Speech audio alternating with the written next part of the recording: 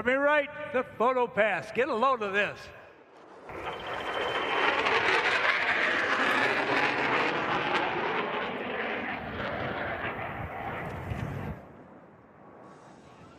Legacy narration. As America progresses through the 21st century, it becomes increasingly important to reflect on our nation's proud history, the people, events, and advances we have made in our great country. By remembering, appreciating, and fully understanding the touchstones of the past, will we be able to more successfully chart the course for America's future. With this thought in mind, Commander Naval Forces developed the Tailhook Legacy Flight, a dynamic flight demonstration program designed to keep naval aviation ties to its proud heritage alive and viable. Under this program, vintage warbirds from naval aviation's past are flown alongside the high-tech weaponry representative of today's present-day naval carrier aviation. Through these unique formation flight demonstrations, we hope to provide inspiration for the men and women who currently serve while attracting the best and brightest of our next generation of young Americans to join the future ranks of naval aviation. During World War II, the battles of Coral Sea and Midway, it was the full capabilities of naval air power that truly began to be realized. Through the inspired efforts of a handful of naval aviators flying from straight-deck aircraft carriers, two of the most decisive sea battles of the war in the Pacific were won. Unique to the history of naval warfare, neither battle involved participation of service combatants. By the end of the war, the aircraft carrier had replaced the venerable battleship as the dominant weapons system of naval warfare. Although it has been almost 80 years since the conclusion of the Second World War, a number of aircraft which flew from those same carrier decks are still airworthy today, a testimony to both their durability and survivability. These vintage warbirds are now owned and operated by private individuals who, through their personal interest in maintaining and flying vintage aircraft, play an active role in keeping the history of naval aviation alive and actively on display. During the course of the air show season, different aircraft will ultimately participate. Beautiful sight there, the FA-18 Hornet. That's a pretty awesome aircraft as we're bringing in Major General Kenyon Bell here as day one at this Warriors Over the Wasatch Air Show continues. General Bell, commander of the Ogden Air Logistics Complex, which provides logistics support, maintenance, and distribution for the nation's premier fighter aircraft. That includes the F-35, the F-22, so you see all of those aircraft flying in the skies. The A-10, Lori's brother flies the A-10. He does, yes. Fantastic. Well, we sustain him. I know you do. He has flown his well, it doesn't belong to him, but he's flown the A-10 in here to have it worked on. So that's awesome. But you can say it's his. We love ownership, right? He thinks it's his. It's not his. But not only the fighter aircraft, but also C-130, T-38, the Minuteman III, the ICBM. Right. So lots happening here. But before we get to all of that, sir, how are you? Oh, it is a great day. You hear all that wonderful, some people might call it noise. I call it the sound of freedom. Yep. I'm sure you've heard that before. As I was driving in today, it just reminded me. I saw lines of folks coming in with bags and kids and just excited to do it. My wife and I were reflecting on the fact that when we were young lieutenants, we were stationed at Andrews Air Force Base. But as young lieutenants at Andrews, where they have the Joint Service Open House every single year, we got to work it. And so we didn't get to enjoy it like we do now. And it is still as exhilarating and as exciting as it was then. Yeah, well, we have to pull Lori in sometimes because she's captivated by everything. This F-18 was absolutely amazing. And I texted my brother and I said, "Can you beat an F-18?" He responded, "No." And he would be exactly right. So I do want to give a shout out because I told you that my brother flies an A-10. Yes. But it is a credit to the men and women who work on those planes to make sure when those pilots go to war, serving whether it was in Afghanistan or Iraq or wherever it is around the world, they make sure that those men and women are safe in the skies. No doubt about it. And it means a lot to the families who send their loved ones overseas or wherever, and to know that aircraft is maintained impeccably. Lori, you're exactly right. And whether or not it is here in CONUS or if it's overseas, we have folks who are dedicated to making sure that these aircraft fly safely, because not only do they have a big mission, but the other mission that we have is to make sure that our pilots and all the supporting crew are safe while they're flying in those aircraft. There's several layers of work that get done, and most people are used to the organizational level, the crew chiefs, the other maintainers that are supporting it. We perform work that is on the backside of that, so depot type work, the more intricate, detailed type work, and we take great pride in doing just that as well. If your brother ever has a chance to come and see his aircraft here, and he will see it torn apart, because that's what we have to do. We want to get into the details of what really needs to be done on this aircraft to allow it to fly for the next 4 or 5 years, or however many years it's going to fly. And many times you can see directly through that aircraft. I mean, that's how detailed we get. And then we put it all back together and we give it to somebody and say, hey, this aircraft is now safe to fly. And we call your brother and say, come get your aircraft. Yeah, absolutely. In Iraq, so one of those A-10s came back with half of a wing. Yes. And was just fine.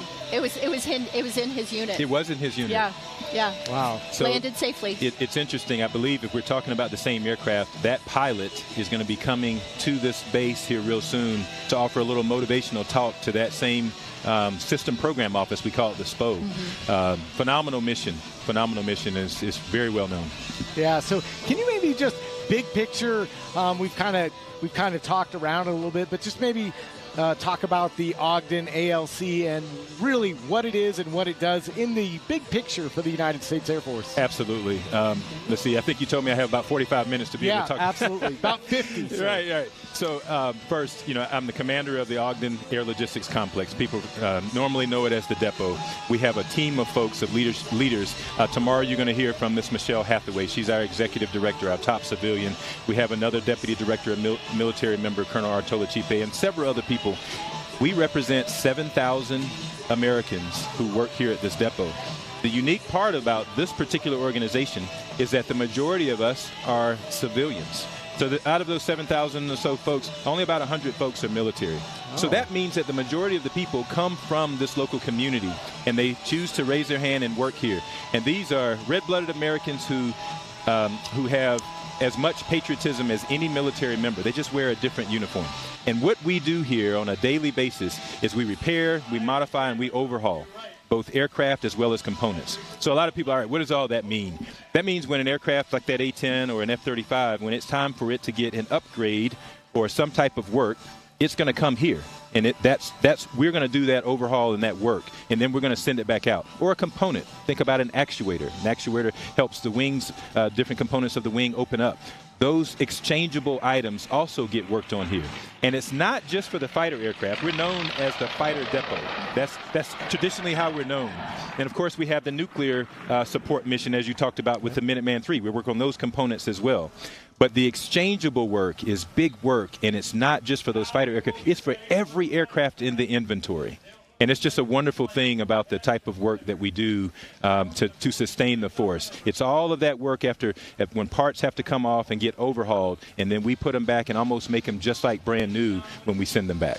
So what is exactly maybe that they do, on a daily basis, what is it exactly that they do? Yeah, so let me break that down a little bit. First of all, we have multiple types of folks who work here. You have mechanics, and everybody can pretty much understand that. You can see that there are aircraft out here, they're going to break at times, and so you're going to need a mechanic. But we also have engineers. We have planners. So there are multiple different disciplines that work out here. A lot in the engineering arena. I want to just pause on that for a minute. There was an organization called the Software Engineering Group that used to be a part of my organization. They've just been broken out, but they still work here at this organization. And so a lot of people don't understand how fruitful and how important the engineering function is for what we do, because they give us our requirements, and then that's when we go and fix it. But to your point, on a daily basis, you're going to have people who take a component. It could be as small as the size that I'm showing right here in my hand, or a component as large as this table, an aircraft wing, for instance. And we're gonna peel it apart. We're gonna take off the outer skin. We're gonna check it out, see if there are cracks and different things. We're gonna fix those cracks, and then we're gonna put it all back together. Now, I just summarized for you what happens over the course of 30 days, 60 days, 90 days. So very detailed work. I'll call it the PhD level type work that happens out here at the depot to make sure that these type aircraft are able to fly. In fact, these Thunderbirds, they come through here as well, and we do the same type of work for that. Does that help? Yeah. Yeah. I think it's really important to note, too, like, a lot of these aircraft that are flying and that the crowd will see here live, they are not like airplanes that are like 1 or 2 years old. These airplanes have been in the inventory for a long time, and it really requires that microscopic level of detail that you talk about. That's exactly right. At this point in our Air Force, we have an inventory that's as old as it's ever been. 20 plus years, some of our aircraft have been in service, and so it takes very detailed work in order to be able to sustain these aircraft. And so we go by the requirements. We have different things called an Aircraft Structural Integrity Program, or ASIP, and that's what gives us our requirements in order to be able to do it. One of the ways that I like to describe it is, all of us are used to having vehicles. And so, you might take your vehicle in for a 3,000-mile checkup or something like that, and many people can actually do that on their own. But when that check engine light comes on, or when you reach that 100,000-mile point, you need to take it to a professional that can then break down your engine, overhaul it, and then put it back together. That's what we're doing to these aircraft on a larger scale. Well, and not to mention the fact that some of them are a little bit older in the fleet, but some of them are newer. And so how do these men and women that work on these aircraft kind of keep up to speed with the updates in technology? Yes. So F-35, for instance, is overhauled here. We work with our program office that, gives us the requirements. And we have a very specific and detailed training plan that tells technicians exactly what they need to be doing, teaches them how they should be doing it. So even though I'm talking about all these intricacies and the detailed work that we do, the common person that's out here in this local Ogden, Utah, Salt Lake City area, they should not be scared of coming to work here. The best story that I experienced, I've been here now for about 10 months in this particular position. Within the first month, I'm out and about talking to some mechanics. It was a machinist, actually. And I just having a conversation with her, asked her, how long have you been out here? She said, I've been out here for about 3 months. What did you do before you came out here? She was a dog groomer. She was literally a dog groomer working out in the community, decided that she wanted to work here at the Ogden Air Logistics Complex here at the depot. We put her through training, gave her all the techniques that she needs, and then now she is a machinist working on this heavy equipment. And a civilian still? Absolutely, and still a civilian. So that's the training that goes into it. We take all of today's technologies and we teach it to our people so that they can utilize it on these very exquisite airframes. Wow, I mean, just so many opportunities. We're looking forward to talking to Ms. Hathaway tomorrow about a lot of those opportunities. When you look at today's Air Force, we're in a dynamic era of strategic competition. General Alvin and Secretary Kendall re-optimizing the Air Force for strategic competition. What drives you every day as the commander at the ALC in accomplishing the mission to help support those things? Yeah, so General Alvin has laid out, along with Secretary Kendall, great power competition is what you're referring to, and that's essentially that we've got near-peer competitors that are out there, and they're trying to catch up to where we are, and there's great debate on whether or not how fast they're moving. The bottom line is we cannot afford to let the nation down from a national defense strategy standpoint, and we are a part of that security apparatus.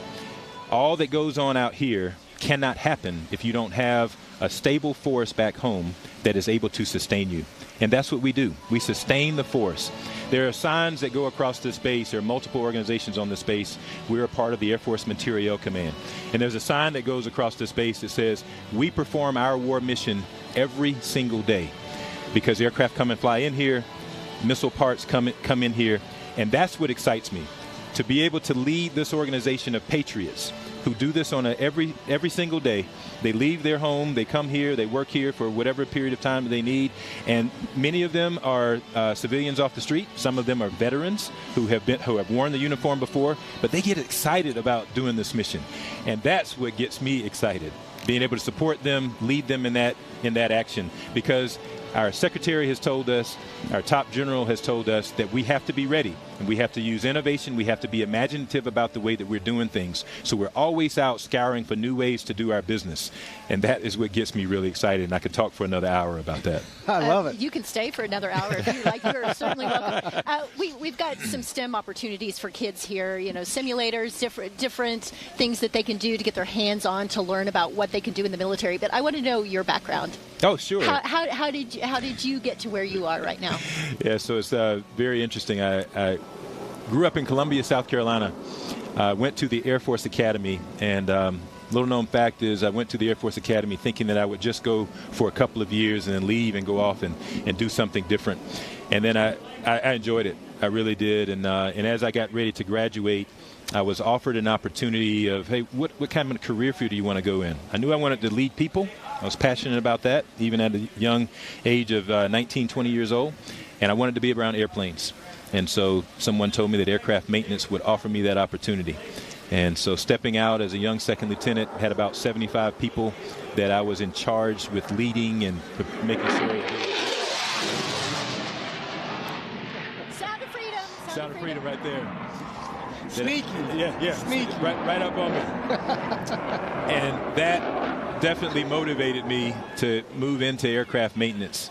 Biology was my degree coming out of school. Really? So some might ask, well, a biology degree and now you're in aircraft maintenance. How does that correlate? Well, just like anything that happens with your body, you start to get the sniffles, you go to the doctor. There's something that is telling you that something is wrong. The same thing in aircraft maintenance. Things will start to happen intermittently. Something won't work one time, but it might work the next time. And you need to go to the doctor to get it to work out, and we are that doctor for these aircraft. And so tell me, and what were your steps along the way to where you are? Because, I mean, it's pretty incredible where you are right now, Major General. Thank you. So I've been very fortunate with a lot of supervisors that took a great interest in what I was doing. I have always desired to do my job in excellence, no matter what job I was given. So as a second lieutenant on up, I've been given opportunities to lead people doing a big mission. I embraced that. I immersed myself into the mission, understanding what the details were, as well as understanding the broader picture. Doing a lot of reading about what it is that we do and why we go about doing it. So I've had the opportunity to be a commander at multiple levels, a squadron commander, a group commander, and then the Air Force will then give you opportunities to go into various major commands. So a lot of these aircraft out here are from Air Combat Command. We have Air Mobility Command. I've been fortunate enough to be in each of those commands, as well as Global Strike Command, which is known for our nuclear mission. Wow. So as you move around, you then start to connect the dots about the broader picture of our Air Force. And I'm very proud of what we do. Service, being a servant leader, being able to lead a group of patriots on a daily basis. So then we can put on something like this for a crowd of estimated 500,000 over the next couple of days. And somebody in this crowd is going to raise their hand and might be sitting here talking to someone like the two of you in another 20 or 30 years. Major General Kenyon Bell, the commander of the Ogden Air Logistics Complex. And, sir, you can't forget the first command. You mentioned a lot of commands, but you forgot the first command. And the only reason I didn't mention it, I knew you were going to help me. So Air Education Training Command, where it all starts. That's right. It all starts at AETC. And had a wing command in AETC where, 46% of our force goes through on an annual basis. And that's where, again, it does start. And we still send people from this depot there to Shepherd Air Force Base in Wichita Falls, Texas. So that's where Dan and I first had a chance to get to know each other and do this at a couple of different bases, right? Yeah. So if I could just offer this one last thought.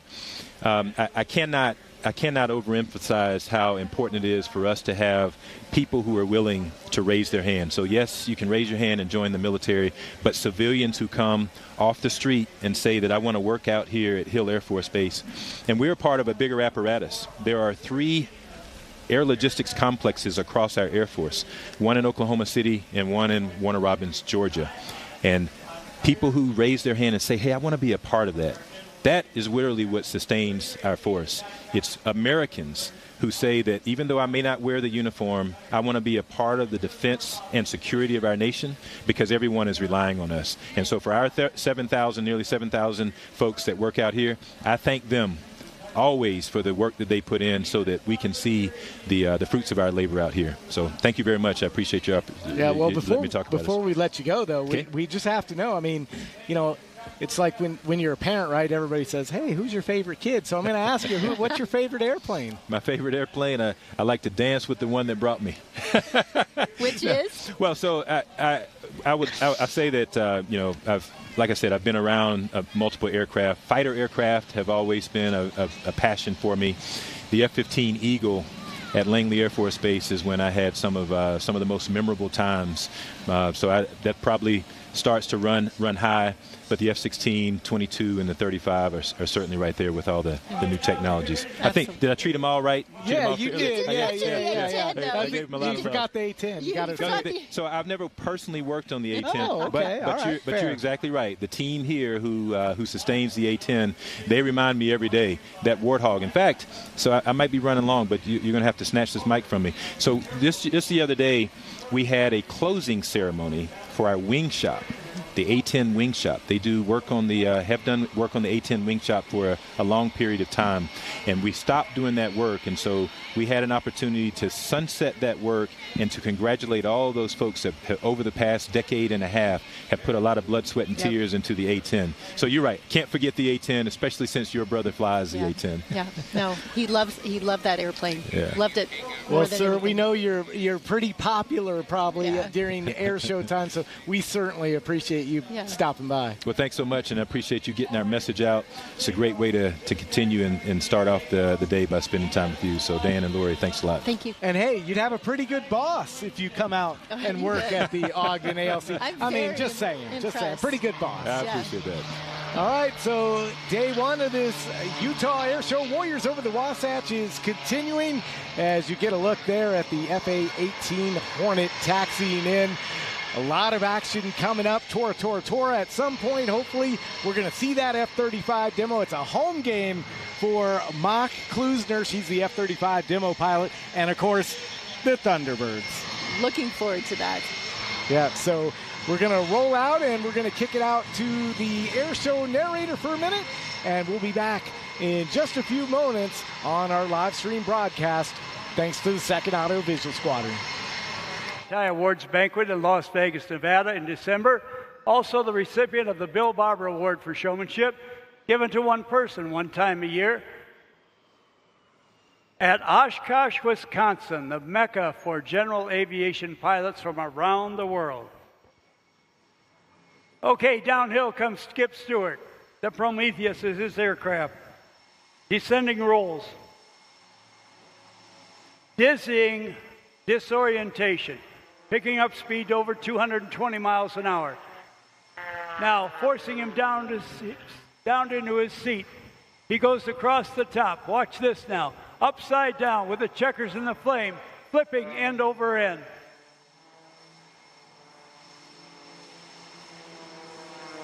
Now, as he pulls to the vertical, watch for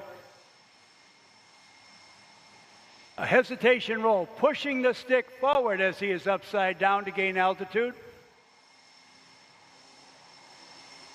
Gaining as much altitude as possible, finding himself right side up again. Now the inverted flat spin, straight down to pick up as much speed as possible.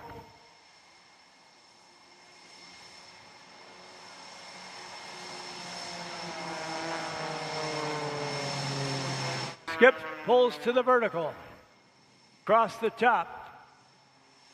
Watch right here, this is called the lumpy loop. As he throws some lumps on top of that loop.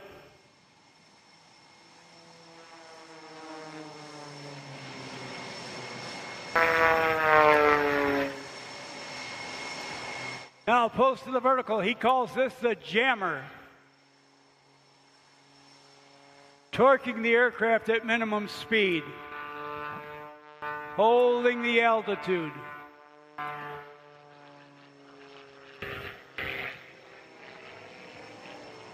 Without hesitation now at target speed, he'll pull to the vertical. To do a vertical tumble, end over end tumble. We'll watch for the flat turn at the top. A maneuver he calls the Muller ride.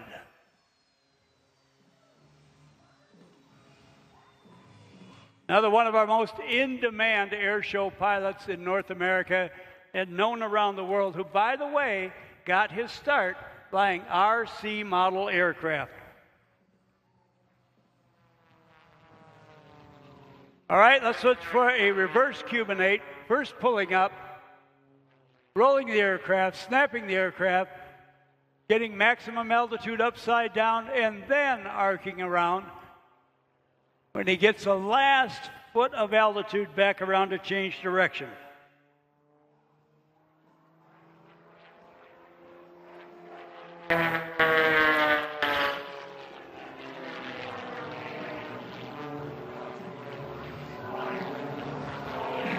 That maneuver known as the slammer.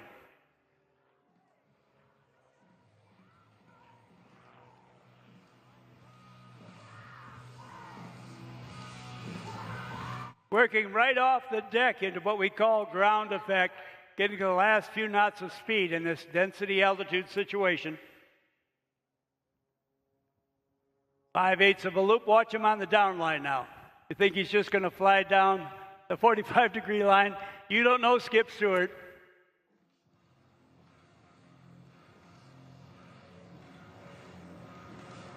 Now, watch this. He'll roll upside down.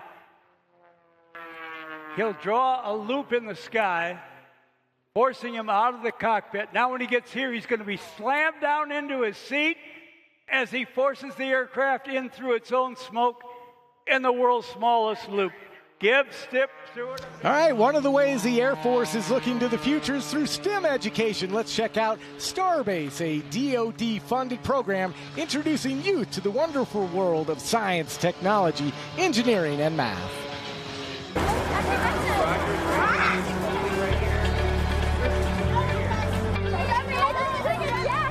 Today we are going to Starbase and learning all these different cool things like the periodic table and these types of experiments and like observations and stuff like that. Right there.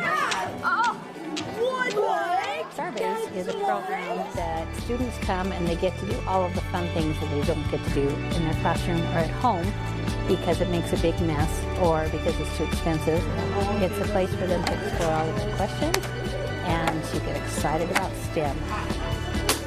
Hill Air Force Base Starbase is an experience where students from our school district get to come here and really engage in collaborative activities where they get to go through experiences that allow them to wonder about the world, work through developing their skills to be able to make sense of the things around them and then to solve problems. We want them to understand at their level. All students are different and all students have a way of understanding concepts and principles. So we give them the machinery, we give them the tools, we explain how to use those different things, and then we give them a mission. Open the cloth, grab your vaccine, close your cloth, and bring it back. The thing that's fun about it is that you get to actually make stuff and like robots. You can make robots and you can make a program to do different things and do like different obstacles. So whether it's science, technology, engineering, or math, they get to really go as far as we can take them in 5 years. We also have a program that goes to the schools and they work with 6th graders, 7th and 8th graders. The advanced program was started because we saw the light come on in those 5th graders' eyes, and we wanted to continue that momentum of STEM exploration all the way through high school. We were using gyrospheres and we were coding them to knock down pins, sounds, go on bullseyes. We were having a lot of fun and I loved it. And this is our future, this is their future, and we need to work together to keep kids excited and wanting to change the world for good. This place is so fun. There's 3D printers, you can learn about science, and a lot of other stuff.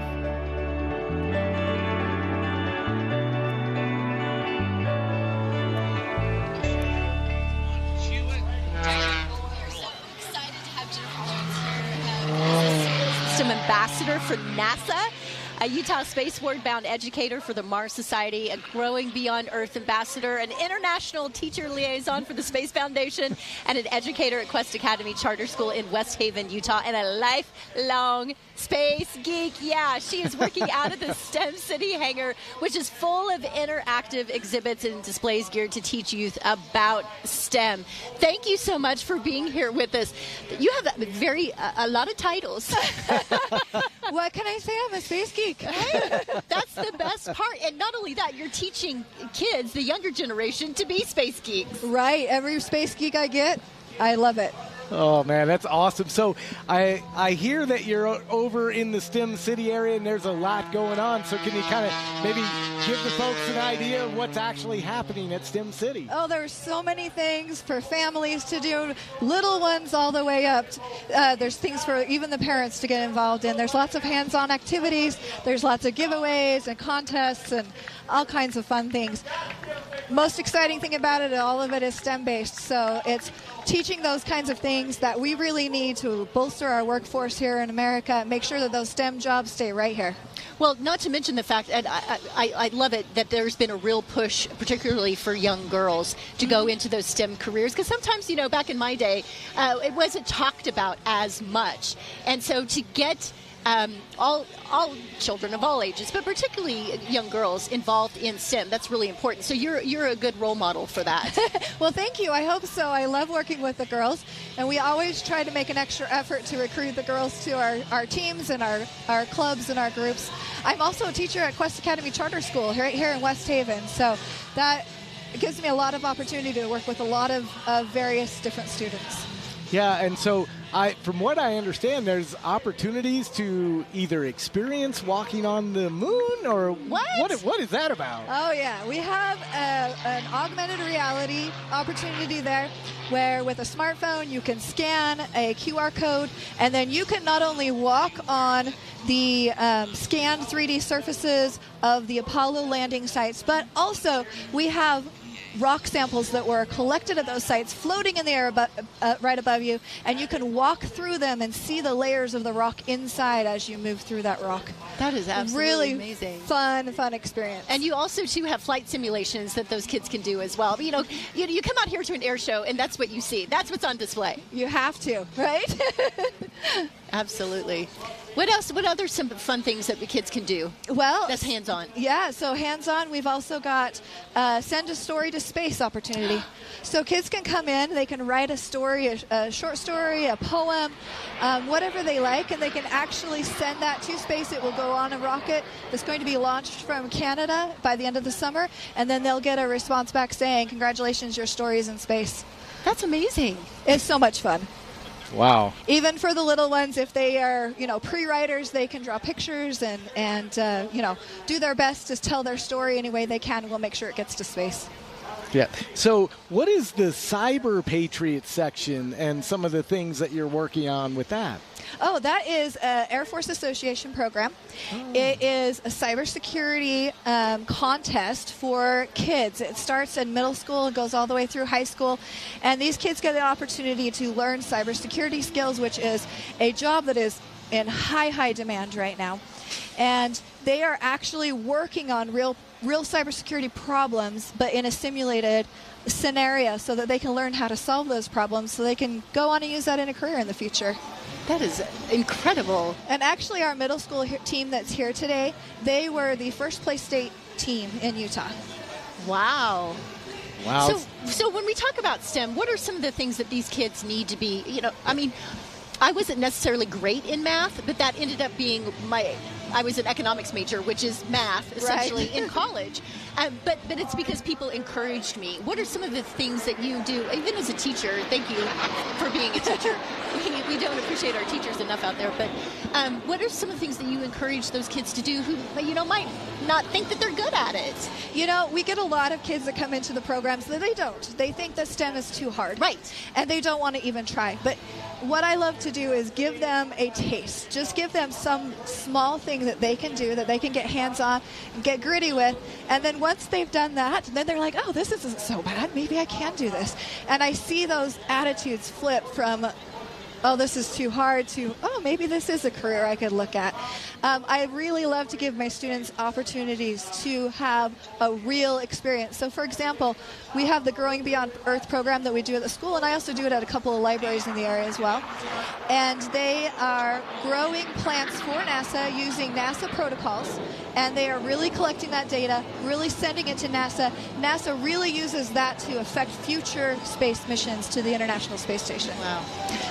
Wow, it's so incredible. Do you find a lot of inspiration, especially maybe in your, day job actually teaching, but from all the skills that are needed out at a place like Hill Air Force Base, which is a large employer in the local area? Yeah, and actually that's one of the reasons we got involved with the Cyber Patriot program, is because we had some people come from Hill Air Force Base, from the Communications Directorate, and saying how important it was that they have cybersecurity professionals and that they're hard to find.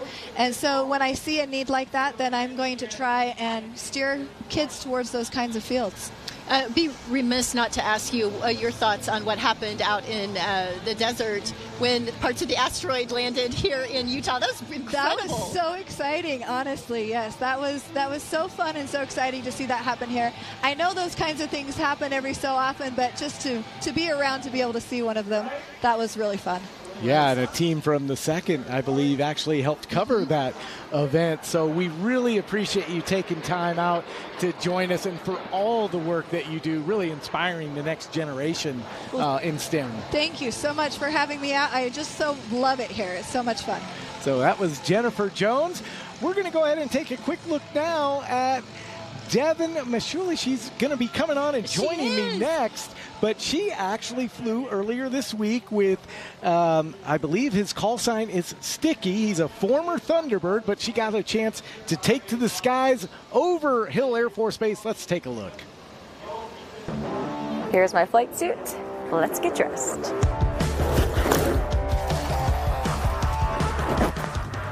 Ready to go. We're going to take you out on a great flight, and we're going to have fun to demonstrate a little bit of the capabilities of the L-39. And I go by Sticky. I'm a retired Air Force pilot from 24 years. I've done probably 500 or 600 air shows because I'm a little kid and I've got a passion for aviation that doesn't quit, and I just love it.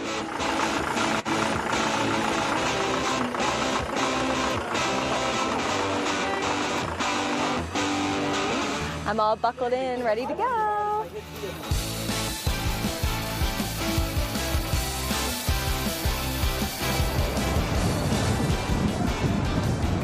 Almost immediately, I said, okay, Devin, are you ready to fly the airplane? And you were like, I'm ready to go. Let's take this on. I said, okay, we're doing it. Only 30 seconds in. You did it beautifully. Rolled it around a little slowly, kind of asked and said, are you doing okay? And you're like, yeah, bring it on. So we did a couple of loops.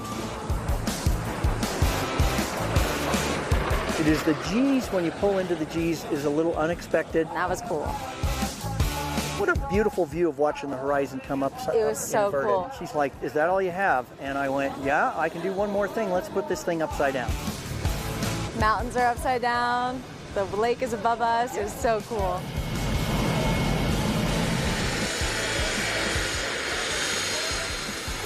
Whew, that was fun.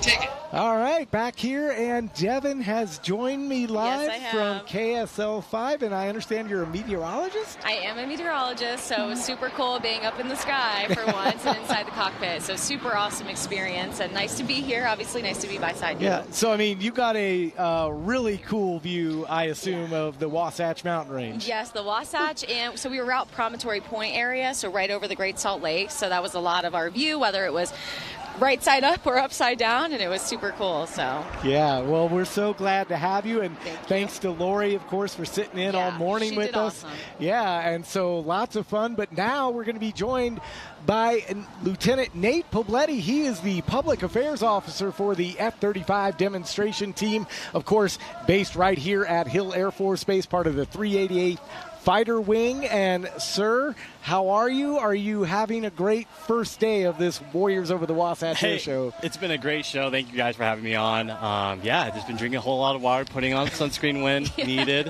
have my earbuds in. But other than that, it's been a great show. Yeah, so we saw a package earlier with Mock, and they showed her some of the things that she does with the F-35 demonstration team. But can you just talk a little bit about the F-35 demonstration team and what your mission is? Yeah, so the F-35 demonstration team, we're stationed here out of Hill Air Force Base.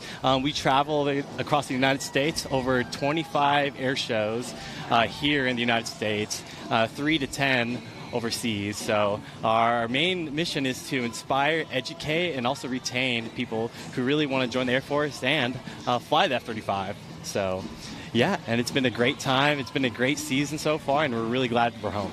Yeah, so probably a unique experience because this is, in essence, a home game for you. You don't actually have to travel anywhere. Yeah, definitely. It's been, friends and family are out here. They get to see what we do, throughout the United States in front of a home crowd. So we have a lot of friends and family here. It's really fun, and it's really an honor and an opportunity to perform in front of them. Yeah, so can you talk a little bit about the F-35 specifically and the mission of the 388 Fighter Wing specifically, because a lot of people with the big depot mission that's here, they may not realize that there's an actual combat wing right here at Hill Air Force Base. Yeah, so the mission of the 388 Fighter Wing is to provide F-35A dominance anytime, anywhere, right? And as a demonstration team, we like to showcase the capabilities of a fifth-generation fighter. So the F-35 is known as the quarterback of the fighter realm.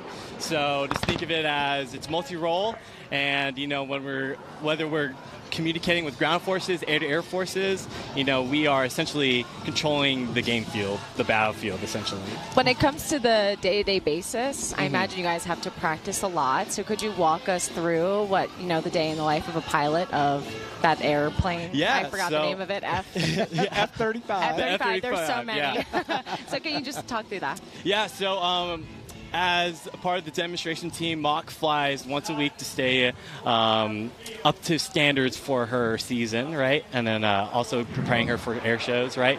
For our pilots, they fly around 30 to 40 times a day, right? So that's multiple sorties per day. And yeah, there we are.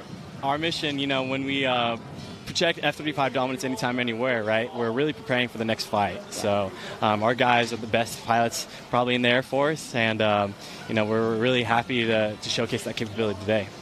It's cool that you get to travel, too. You get to experience all different parts of the United States and across the world and showcase, obviously, everything that our military has to offer. So maybe you can talk about the privilege that it is to get to do something like that. Yeah, it's been a blessing and quite the opportunity to travel to the team. It comes full circle, right? When I was younger, I would go to air shows, too, with my dad, right? Yeah. And then now traveling with the team, going to these different air shows, inspired the next generation to join the Air Force or join the military in general. So it's a full circle moment for sure.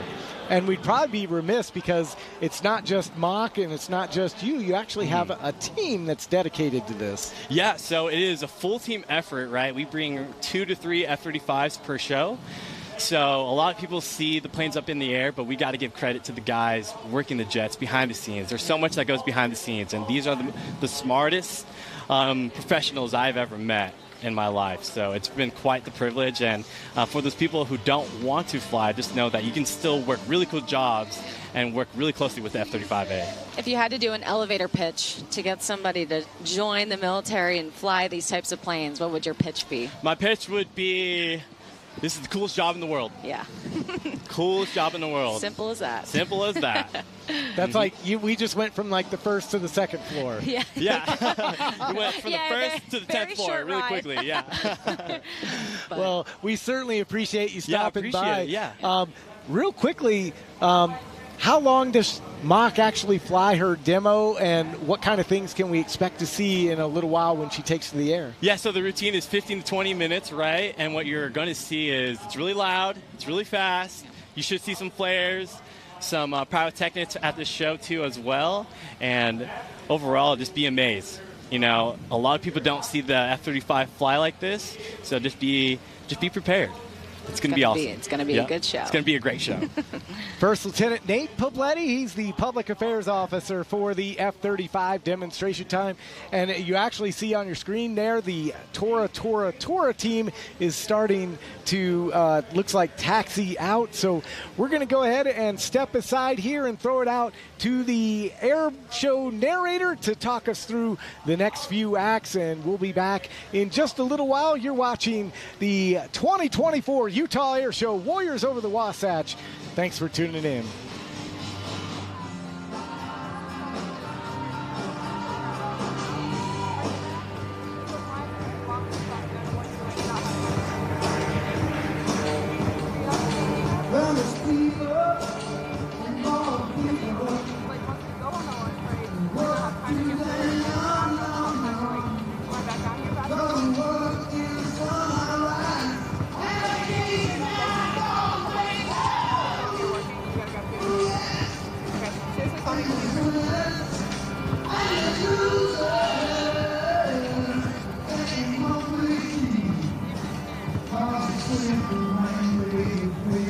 I'll remind you, great spectators, we love you dearly, that the show continues nonstop with variety throughout the course of the afternoon. And we're going to give it to the Thunderbirds at 3 o'clock this afternoon. Between now and 3 o'clock, there is action nonstop. Civilian and military, sometimes both in the air at the same time.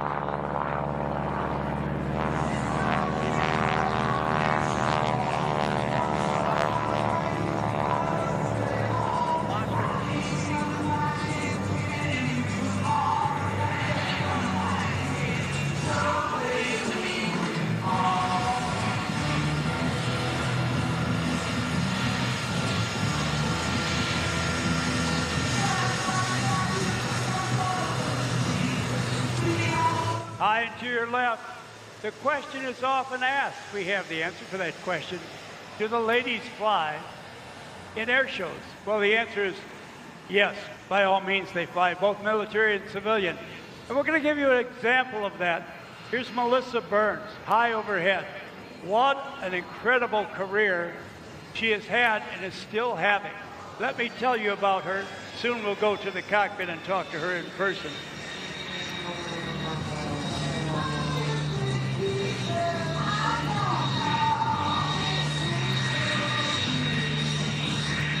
She's flying an Edge 540 aircraft. Now, in terms of what these aircraft like Melissa are flying, it would be the ultimate winning machine if it was a Formula One racer. If it was a NASCAR machine, it would get the checkered flag. If it was an Indy race car, it would be the winner of the Indy 500. They are hybrid, high-performance aircraft that allow Melissa and other pilots to do this. Now let me talk to you about her great record. A 4-time member of the U.S. Unlimited Aerobatic Team.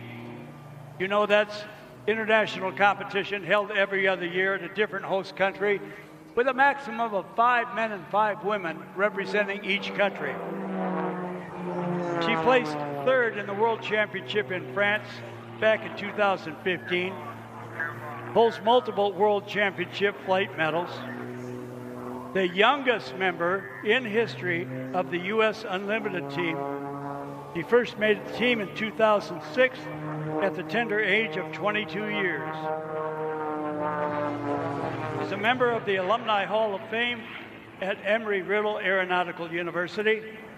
She is a professor at Embry-Riddle Aeronautical University in the Safety Graduate Department. Now, going into the world of skydiving, she has over 3,000 skydives. She's been jumping for 21 years with multiple world records. You might have seen or heard about the wingsuit base jumping. She's a former wingsuit base jump racer.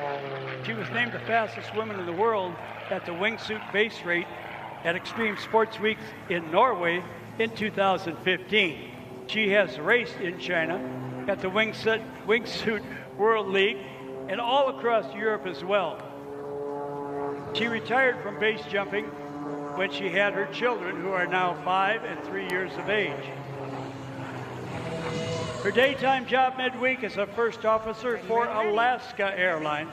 How about now? Melissa met her husband Trent in Alaska when they were flying there. They flew climbers to and from the base camp in Denali doing glacier landings. They did those in single-engine turbine Otter aircraft. They used skis, the tallest mountain in America. Melissa, dancing her heart out for you, now calls Pacific Northwest her home. Hello, race fans. Here we are once again. Warriors over the Wasatch. A woman not afraid to travel and not afraid to compete, proving to you, as we will continue to show you throughout the course of the day. Is that mic live? Can you hear me? Females do a great job. Okay, how about now? Yeah, keep going then? Okay. Warriors over the Wasatch. All right, let's go to the cockpit. Melissa Burns, it's all yours. Hey, thanks so much, Danny. And everyone, it is great to say hello. This is Melissa coming to you live from the cockpit of EOS, my X540. I'll give a couple passes here while my brave pole team goes out there to set up the pole. While I'm on with you, I just wanted to give a big shout out to everyone in the audience. You guys chase your dreams. Encourage those kids to go to school and make good decisions. And I tell you what, absolutely anything is possible, especially thanks to the brave men and women who are fighting for our freedom. Thank you for having us. Follow me at Melissa Sports Scout and sportscout.com. Now, we're often asked, they say, Danny, that was a recording, wasn't it? No, as she was flipping and flopping and snapping and climbing and turning and under a massive G load, that was spontaneous from the cockpit. All right, you can see she has individuals on the ground as well. Crew members on the ground. She's going to do some dancing. All right, have you spotted her crew members? Have you spotted the ribbon, which is augmented by some bright colors? Watch for Melissa now.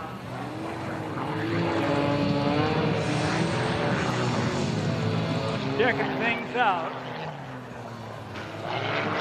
In goes the power, out goes the power. Left rudder, right rudder.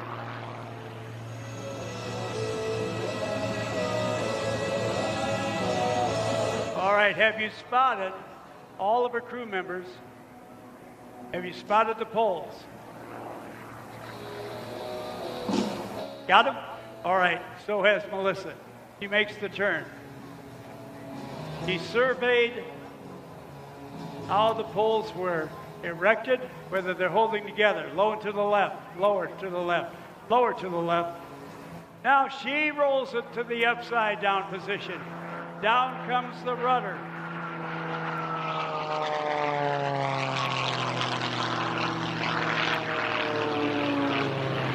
And through the smoke, it looks like she nailed it.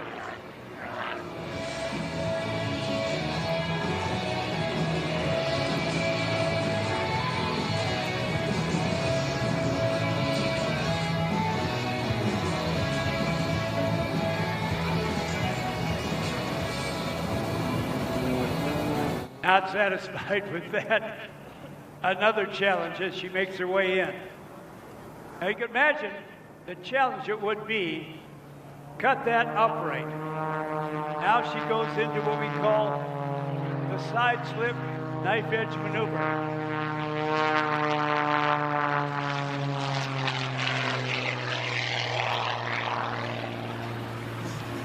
Dancing with the poles. Now a 90-degree turnout. Stays low. Keeps it in tight. Crew members with the poles still holding their positions. If you don't have them spotted, follow Melissa's airplane as it gets low.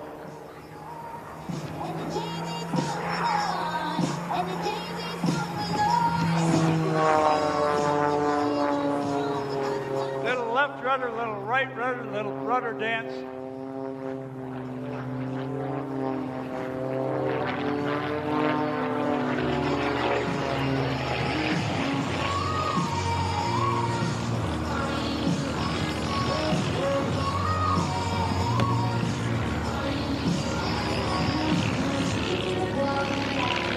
Now showing you the dexterity later on as Melissa cools down, takes a breather.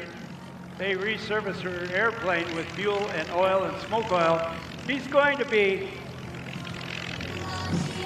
into a maneuver called tin sticks, which involves a tremendous amount of animation. Head-on or collision series of maneuvers for Skip Stewart, and an extra added attraction, showing you the versatility of these great dedicated individuals who fly once, twice, sometimes 3 times the same air show in different routines, totally different acts.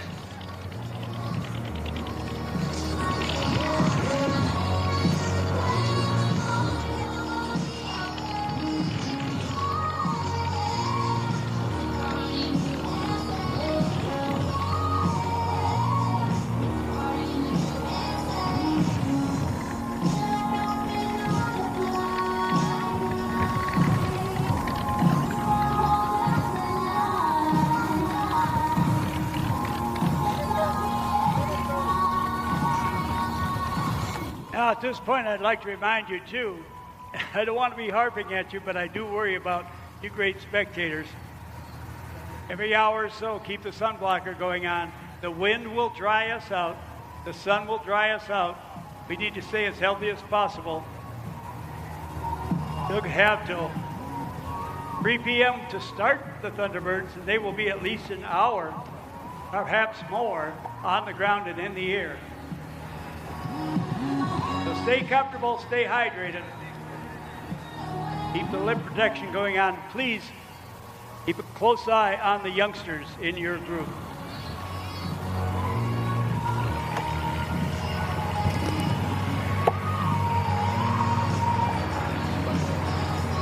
In addition to the great air show stars we have coming up, I'd like to remind you too, we have a rare treat to see a B-2 Spirit bomber in a flyby later on today. Going to do one pass. So with the eyes and cameras ready, that'll be a very rare and unique opportunity to see Northrop's latest stealth fighter.